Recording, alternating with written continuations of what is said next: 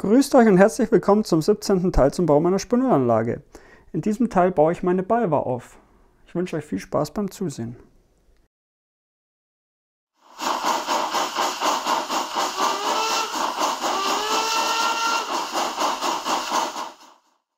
In diesem Teil kümmere ich mich nicht um die Stelle.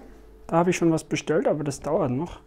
Heute kümmere ich mich mal um das Eck hier. Da habe ich nämlich schon ein Lagerhaus mit Siloturm und das soll so eine Balva werden. Genau, und dazu muss ich aber jetzt nach oben gehen und dann baue ich oben das Häuschen zusammen. So, jetzt bin ich oben. Ich fange mit dem Siloturm an. Ich werde jetzt da nicht die ganzen Schritte einzeln filmen, sondern ich werde immer bloß so etappenweise euch meinen Fortschritt zeigen. Weil ich persönlich schaue mir jetzt sowas nicht an, wenn Leute Häuser zusammenbauen. Und ja, genau. Also fange ich mal an. Ein kleiner Zwischenbericht. So schaut es jetzt aus. Aber jetzt habe ich mir gedacht, so ein Siloturm ist eigentlich prädestiniert dafür, dass man den quasi innen einrichtet. Und das werde ich jetzt auf jeden Fall machen. Auch wenn das ein bisschen, ja, auch wenn man wahrscheinlich nicht viel davon sehen wird. Aber ich glaube, das muss schon sein. Zwischenzeitlich habe ich das Dach fertig gemacht. Das war so ein bisschen Fleißarbeit. Und während das Dach Fleißarbeit war, waren die Fenster mehr so die Strafarbeit. Da bin ich nicht so der Fan von. Außerdem habe ich die 2 Rampen hier fertig gebaut. Das muss ich jetzt alles noch lackieren. Das Dach bekommt eine andere Farbe und hier fange ich jetzt an mit der Inneneinrichtung. So, hier habe ich jetzt schon die ersten 3 Treppen fertig. Sehr viel Arbeit für etwas, was man hinterher kaum sehen wird. Und hier, was ausschaut wie Raketen, wären meine Silo-Behälter. Da kommen nämlich Silo-Tanks rein. Genau, die muss ich dann morgen noch abschleifen. Da habe ich ein bisschen zu viel weggeschnitten. Und das muss ich dann morgen mit dem Schleifpapier ein bisschen in der Hand drehen. Und dann wird es schon. Jetzt zeige ich euch mal mein Treppenhaus des Grauens. Alle Feinscaler müssen jetzt extrem stark sein oder vorspulen. Ich habe jetzt hier das Treppenhaus mal reingebaut und es war ein echtes Erlebnis. Was ich da dann wieder irgendwelche Teile rausgerissen habe, das hätte ich vielleicht separat außerhalb bauen sollen. Das wäre gescheiter gewesen. Aber jetzt ist es drin. Jetzt mache ich noch meine Silo-Tanks rein. Die habe ich hier schon so aus. Und klebe ich jetzt noch rein und dann kommt der Deckel drauf und dann ist gut. Jetzt sind die 2 Silo-Türme drin. Von hinten schaut es jetzt so aus. Da mache ich jetzt dann gleich den Deckel drauf. Wenn man reinschaut, sieht man wahrscheinlich gar nicht viel.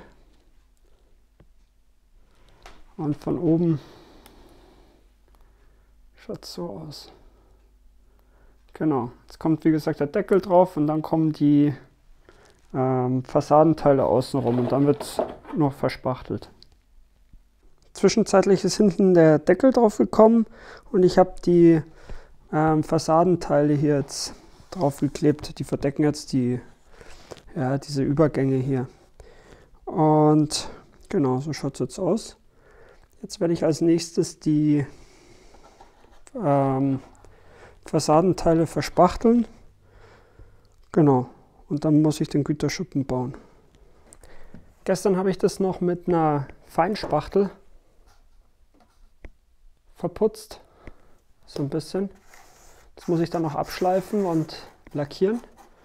Aber jetzt habe ich mir gedacht, ich zeige euch mal, wie ich das mache. Und zwar nehme ich da von der Spachtel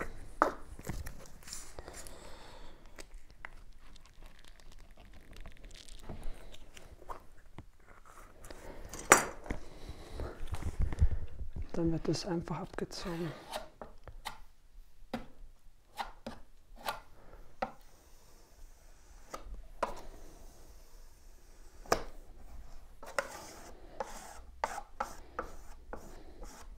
So, meiner Meinung nach kann das ruhig so ein bisschen, ja, ausschauen, als hätte der Lehrling gespachtelt. So, genau. so an Fenstern oder so, wenn man das ein bisschen antrocknen lässt, dann kann man das ganz gut dann mit einem Zahnstocher rausholen. Aber jetzt lasse ich das erstmal trocknen. Das ist eh die Rückseite. Aber ich gestalte bei mir immer alle Seiten aus, weil es kann sich ja immer mal der Werdegang eines Gebäudes verändern, dass man das dann plötzlich nicht mehr mit dem Rücken zur Wand hat. Und deswegen mache ich immer mal alles. Und während das jetzt trocknet, zumindest die dritte Seite, die letzte Seite mache ich dann, wenn ich meinen Güterschuppen gebaut habe. Und damit fange ich jetzt an.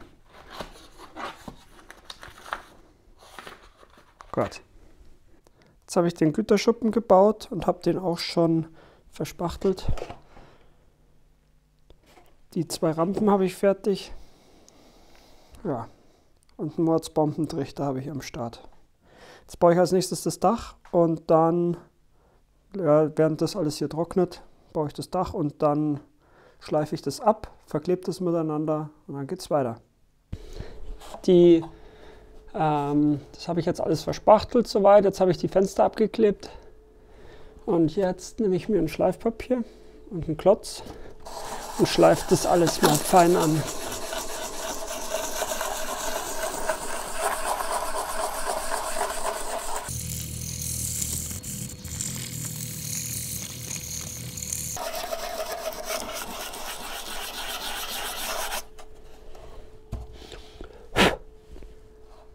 So, das mache ich jetzt noch überall und dann machen wir weiter. Jetzt habe ich alles soweit abgeschliffen und habe das mal Probe gestellt. So schaut es jetzt aus hier im Eck. Ich werde hier das Gleis so ein bisschen verlegen müssen, weil das ein bisschen zu nah rankommt. Dann komme ich nicht so dicht ans Gleis, wie ich das gern hätte, weil ich hier vorne schon einen kleinen Bogen habe. Hier so ungefähr. Aber das kann ich gut korrigieren. Auf jeden Fall so schaut es dann aus am Ende. Es passt gerade so hin. Also eigentlich wie angegossen. Ja, jetzt werde ich die Gebäudeteile miteinander verkleben und dann die Übergänge nochmal verspachteln und schleifen. Und dann geht es direkt mit dem Lackieren weiter. Genau, so starten wir jetzt weiter durch. Als kleine Bastelei habe ich mir jetzt noch überlegt, ich baue mir jetzt ein paar SH0 Scheiben für meine Prellböcke. Dazu habe ich mir jetzt von Gras quasi die Rückseite, einfach ist das die Pappe. Und weil das schön schwarz ist, habe ich mir das jetzt ausgesucht.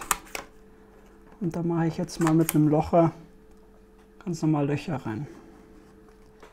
Nehme ich mir ein bisschen Leim. Ich habe vorher schon mal einen Test gemacht, da muss man jetzt ein bisschen aufpassen, dass man sich das nicht in die Löcher rein schmiert und dann vor allem auf die schwarze Vorderseite, weil dann hat man da unschöne Leimflecken. So, dann habe ich einfach ein Stück weißes Papier. Das klebe ich jetzt von der Seite so drauf. Schön andrücken. Und dann schaut das so aus. Und jetzt mache ich das gleiche nochmal von der Rückseite.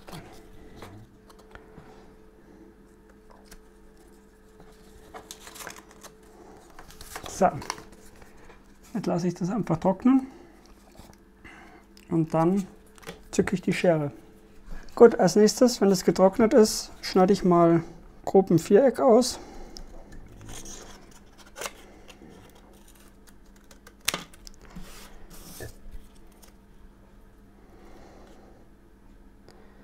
Und dann bringe ich das auf das richtige Maß. Also jetzt mache ich alles Auge mal Pi. So. Gut, das geht jetzt sicher schöner, aber für Demonstrationszwecke reicht es jetzt erstmal. Dann habe ich mir hier schon einen Streifen von dem schwarzen Papier wieder abgeschnitten. So ungefähr. Dann nehme ich mein Cuttermesser. Mache das so ungefähr. Dann teste ich das mal, ob das reinpasst. Gut.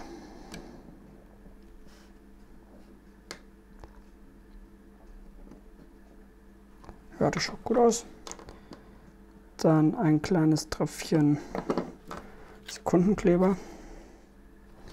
So.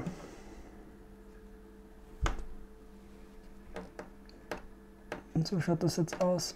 Das ist jetzt nicht so schön. Ich habe das jetzt einfach mal bloß zur Demonstration gemacht. Wenn es fertig ist, schaut es dann so aus. Ich habe das dann noch mit einem schwarzen Edding ein bisschen angemalt, auch die Seiten. Genau, und jetzt kommen sie über die Prellböcke. Jetzt hat jeder Prellbock sein SH0-Schild bekommen. Das gefällt mir so sehr gut. Das wertet das Ganze gleich nochmal ein bisschen auf. Das bringt nochmal so ein bisschen ein kleines Detail rein. Vielleicht könnte ich die noch ein bisschen anrosten, das muss ich mal sehen. Aber so schaut es jetzt aus. Jetzt habe ich alles verklebt und verspachtelt nochmal hier und nochmal nachgeschliffen. Habe mir schon eine Farbe gemischt aus Weiß, Gelb, Braun und Grau. Und jetzt geht's los. Jetzt starten wir einfach mal eiskalt durch.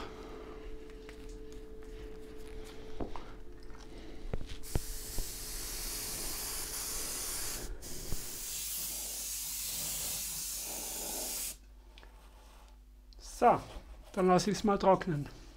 Jetzt habe ich mal das Silo und das Lagerhaus gealtert. Ja, das ist jetzt nicht so mein Ding. Alter. Das ist jetzt nicht so meine Lieblingsbeschäftigung. So, und jetzt habe ich hier noch das Dach. Das muss ich noch altern ein bisschen. Da habe ich noch ein bisschen mit Ziegelfarbe drüber. Ganz fein. Aber als erstes mache ich jetzt wieder meine Betonrampe. Genau, da starten wir jetzt. Dafür nehme ich mir wieder einen Schwamm. Ich habe das ja schon hier schwarz lackiert. Da habe ich hier mein Schwämmchen. Und dann zuerst in das helle Grau.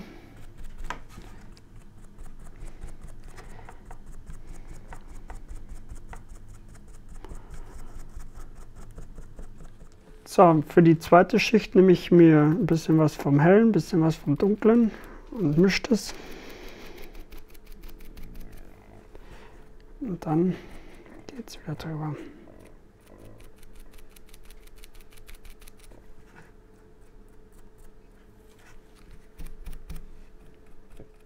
So, und als letztes dann das dunkelste Grau.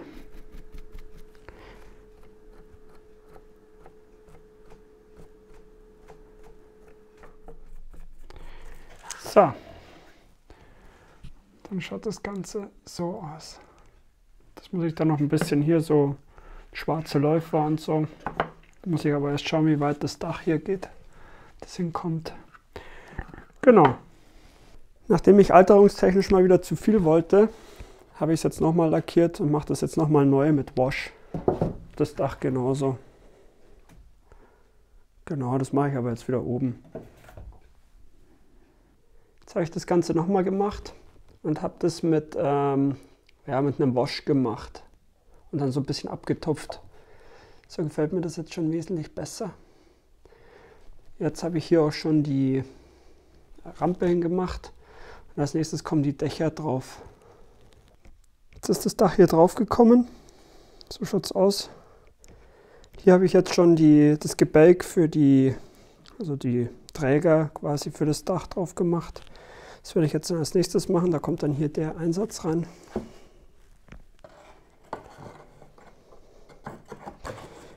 Genau, vorher muss ich alles noch beleuchten. Hier auch eine Beleuchtung davor hin und innen rein. Genau, aber es wird langsam.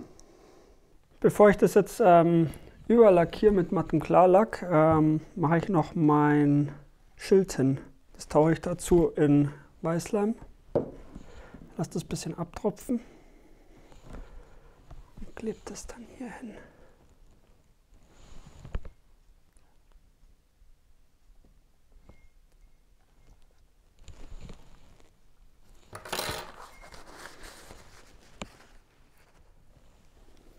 So, gut. Als nächstes kümmere ich mich um das Eindecken meines Dachs. Dafür nehme ich mir ein schwarzes Schleifpapier. Das ist bei mir immer so ein wasserfestes, weil das ist ein bisschen reißfester und leichter zu bearbeiten. Das habe ich hier hinten schon eingeteilt.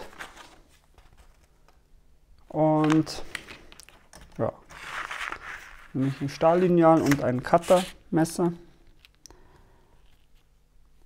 Legt es ordentlich an. Und dann wird schön geschnitten. So. Dann haben wir die erste Bahn, die halbiere ich dann noch und dann wird es aufgeklebt. Jetzt habe ich alle Dachpappe-Streifen soweit vorbereitet. Jetzt nehme ich mir einen Sekundenkleber und mache da eine dünne Schicht drauf.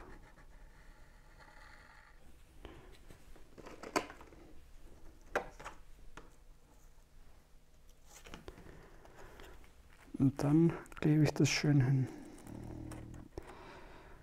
Für die zweite Reihe nehme ich dann das Reststück von hier vorne und schaue, dass das ein bisschen kürzer ist, dass das einen Versatz hat.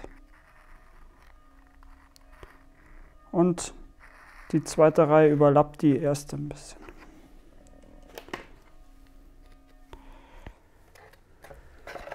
Gut, ja, das Dach ist gedeckt und jetzt kommt dann oben noch die Abschlussleiste drauf. Genau. Für den Dachabschluss nehme ich mir so einen halben oder ja, ein bisschen weniger als einen halben und knicke den der Länge nach. Gut. Und dann drauf damit.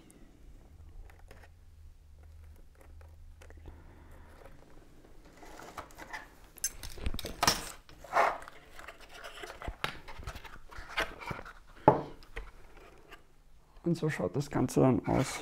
Ich zeige euch die schöne Seite, die man von vorne sieht. Mein BayWa-Gebäude ist jetzt soweit fertig. Hier oben sind noch Dachfenster reingekommen. Ich habe alles davor noch matt lackiert, mit matten Klarlack. Dann hier habe ich Fensterbretter reingemacht. Dann habe ich noch eine Lampe Aufputz nachträglich installiert, weil das sehr dunkel war, das Eck hier unten, habe ich auch eine Lampe noch reingemacht. Dann sind 3 weitere Figuren dazugekommen hier. Und ich habe das bisschen, was ich an Material da hatte, habe ich fürs Lager quasi. Habe ich das so gestaltet, dass es von vorne möglichst voll ausschaut. So schaut es von oben aus. Ich werde das auch erstmal das Dach abnehmbar lassen. Hier ist noch ein kleines Büro reingekommen, ohne Inhalt, weil das sieht man sowieso nicht. Aber ich werde das Dach erstmal noch abnehmbar lassen, dass ich das Lager dann noch nach und nach füllen kann. Genau, so schaut es jetzt aus. Hier unten habe ich die Verkabelung wieder mit meinen Magnetkupplungen, dass ich das auch wieder abnehmbar gestalten kann. Und jetzt kriege ich einen Anruf. Und so schaut das Ganze dann letzten Endes in seiner finalen Position aus. Jetzt muss ich die Beleuchtung anschließen, Gleis einschottern, das übliche Prozedere. Hier bin ich am Überlegen, ob ich einen kleinen Parkplatz für die Mitarbeiter hin mache. Muss ich mal schauen, wie sich das mit dem Hintergrund verbinden lässt. Vielleicht kann ich da meinen Holzzaun verwerten. Mal sehen. Vielleicht mache ich hier gleich das Eck auch mit im nächsten Teil. Je nachdem, wie sich das alles rausgeht. Aber das sehe ich dann. Jetzt hoffe ich, euch hat das Video gefallen. Bis zum nächsten Mal.